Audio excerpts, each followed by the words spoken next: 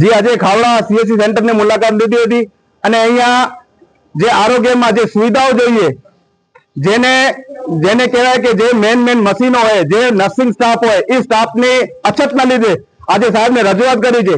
તો અફસોસની વાત એ છે કે સાહેબ પણ પોતે ઈચ્છી રહ્યા છે, અહીંયાના લોકો ઈચ્છી રહ્યા છે કે અહીંયા આ સુવિધા હોવી જોઈએ, જેના લીધે એમને જે પ્રાથમિક જરૂરિયાત એ સવલતો થાય. પણ અફસોસની વાત એ છે કે સાહેબની રજૂઆતો નથી સાંભળવામાં આવી, નથી અહીંયાના લોકોની વેદના સમજવામાં આવી.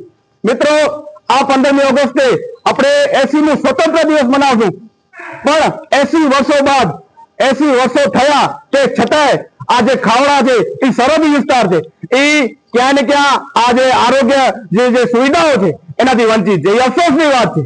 અહીંયાથી દૂર 20 કિલોમીટર રિન્યુએબલ એનર્જી આવી રહ્યું છે, તેમાં કહેવાય છે કે આપણા માટે ઐતિહાસિક કદમ છે. સાહેબ, ઐતિહાસિક કદમ અહીંયા કરો તમે. અહીંયા આરોગ્યની જરૂરત છે.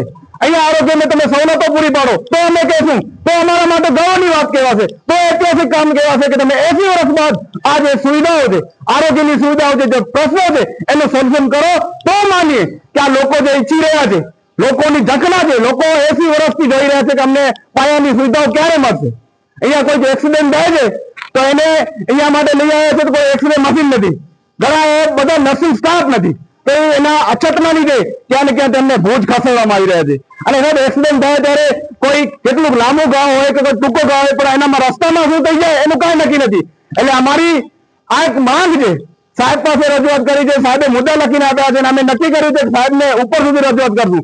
જો અમારી માંગો સ્વીકારવામાં નહીં આવે તો આગળ જતા ઉગ્ર આંદોલન કરશું, તેવું અમે અહીંયાના ખાવડાના લોકો અને ભીમ આર્મીના સંગઠનો સાથે ભીમ સેનાના લોકો અહીંયા આવ્યા છે અને અમે રજૂઆત છે કે આ મુદ્દાઓ પર જો કામ નહીં થાય તો ઉગ્ર આંદોલન કરવામાં આવશે.